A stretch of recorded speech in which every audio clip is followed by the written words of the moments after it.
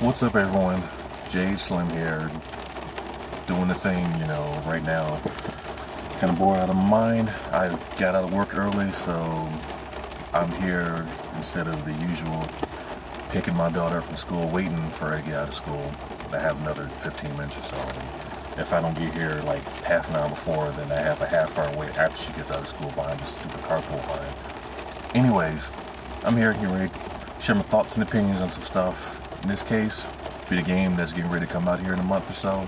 That seems to be all the buzz with all the fighting game peoples and some people who don't really do much with fighting games but claim they do. And that's Street Fighter V. There's been a lot of mixed opinions and feelings in general about Street Fighter V. Some people saying the combos are too easy and the game itself is too easy.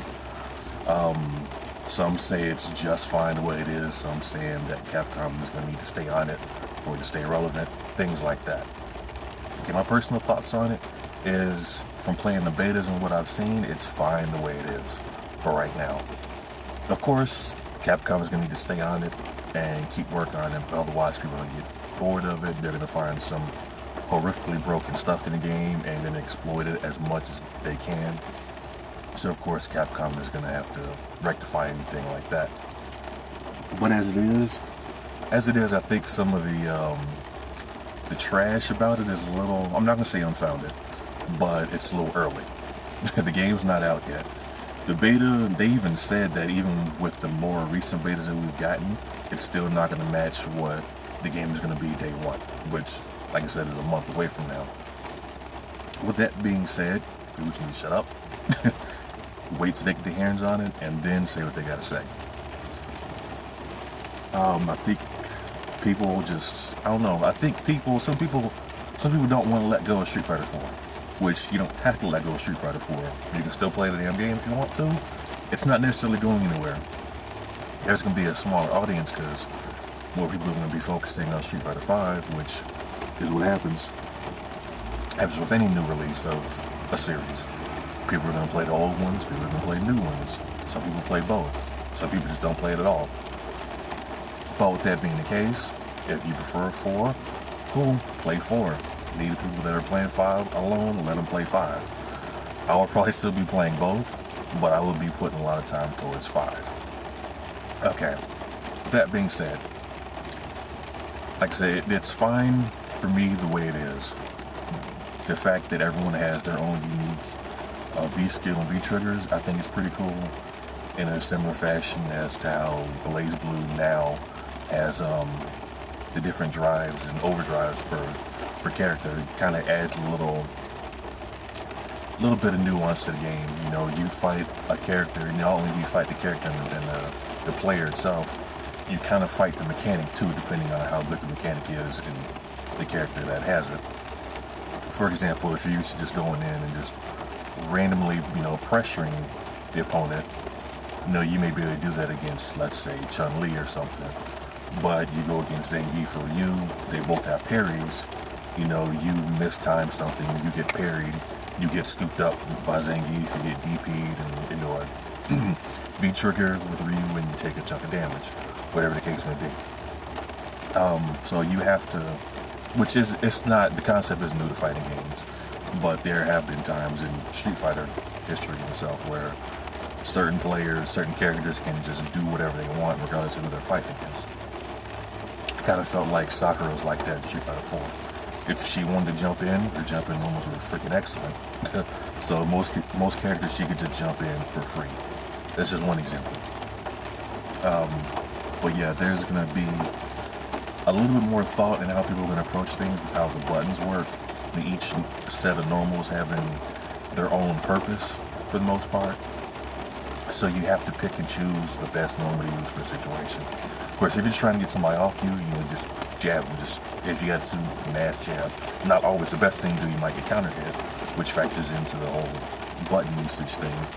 But if you know you have an opportunity out there, you might want to throw a couple quick jabs and get them off you, kind of get some space, whatever the case may be. But it's not going to be like Street Fighter 4 where you do a couple jabs into a medium, throw out a fireball, focus, cancel that mess, and then do a whole series, take off 50% health, whatever, if you have the resources for it. it's not gonna be the case. Unless maybe using Armika since she can just 2-in-1 her freaking standing light kick or standing strong punch, but that's just one exception, and that even has limited range in itself. But yeah, I think some people who were good with 4 may not necessarily be good with 5 because of some of those things. There's a lot of people who jump on bandwagons for different reasons.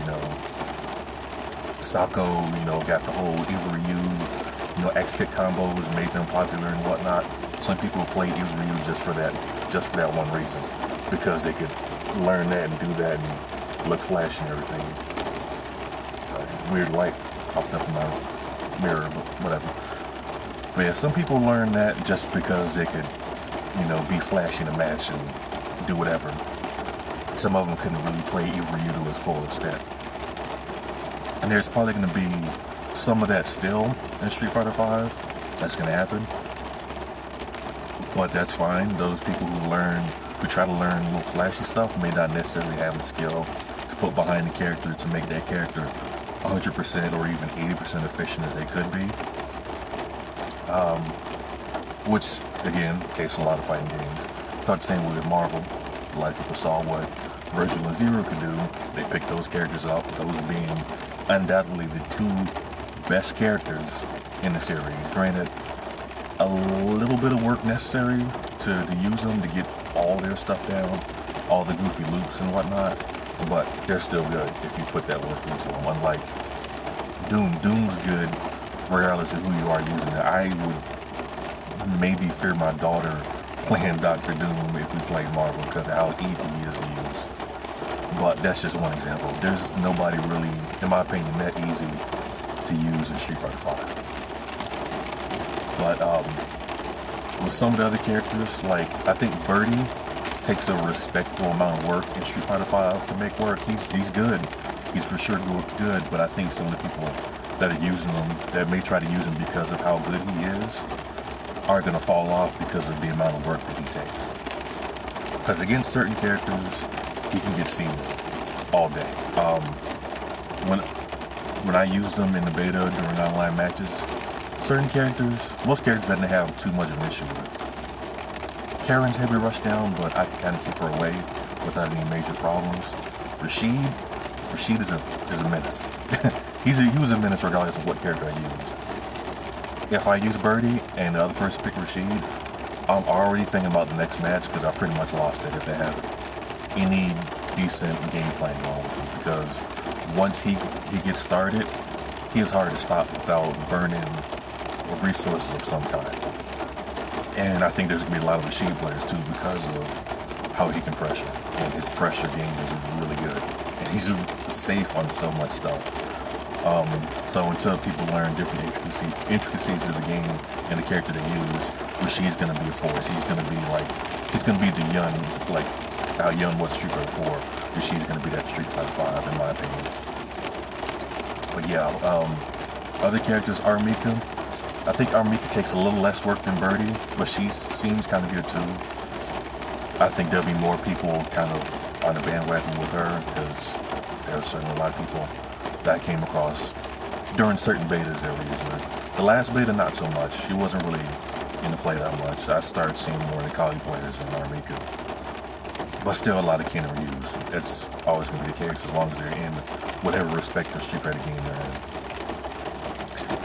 But yeah, I'm going to just play the game as it is. There was a recent update to the beta, so people are expecting there to be another beta going on here soon, which I kind of hope for. Maybe we'll get lucky and get Fang in there and kind of get to mess with him a little bit. But I won't be surprised if he's not in there. They kind of need a character to throw out when the game actually drops next month. And I don't think they're going to put a Day 1 DLC character in there. And, Capcom with their reputation on DLC, that would be kind of, there's going to be some hate thrown at them if they decide to do that. But we'll see what happens. But yeah, until then, I'm just going to keep watching what I can in the game. Kind of get a game plan in my head of the characters I plan on using, which is going to be Birdie, Armika, and Laura. Laura being my dominant character of the 3 right now.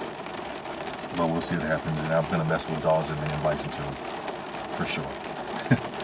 But yep, just a few thoughts on that. I'm gonna wrap this up for now, and I'll see you guys probably next week. I don't know what I'm gonna talk about next week. We'll see. Hopefully I'm not sitting in the same situation like I am right now, sitting in the car in the rain, waiting to pick my kid up.